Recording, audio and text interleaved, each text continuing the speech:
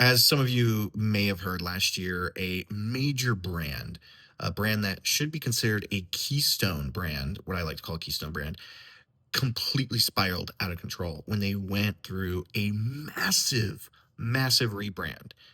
As you guys probably can guess, it's Jaguar.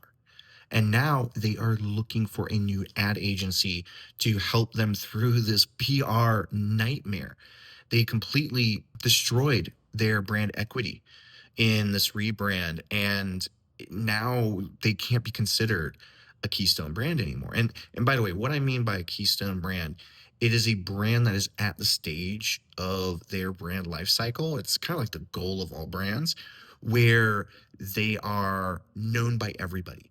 They have such great equity, such great trust with their customers, with their clients, that they don't have to push as hard in order to put out new materials, new brand, new marketing campaigns. And a great example of this would be Disney, Coca-Cola, Apple, Nike, a bunch of other companies, McDonald's even. These are companies that have been around for not 20 years, but 30, 40, 50, 60, 70, 100 plus years. And so these types of brands, these types of companies, they don't go through rebrands. They go through brand refreshes. They refresh their brand, but they keep core elements the same. Jaguar completely disregarded this. They went for a complete rebrand where there was nothing left. There was nothing of the original brand. And that is a complete no no when it comes to branding, especially a keystone brand like them.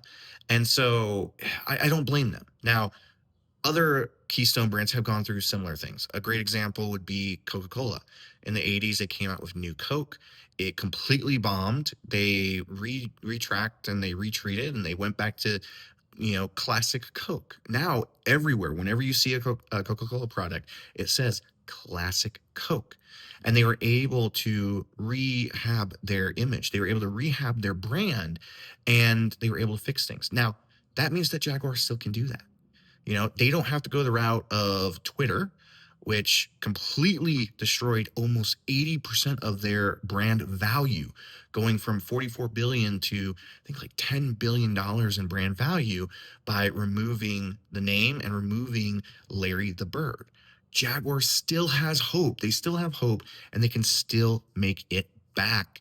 They just have to rewrite the ship. They just have to gain back that trust and take a huge step back with their branding.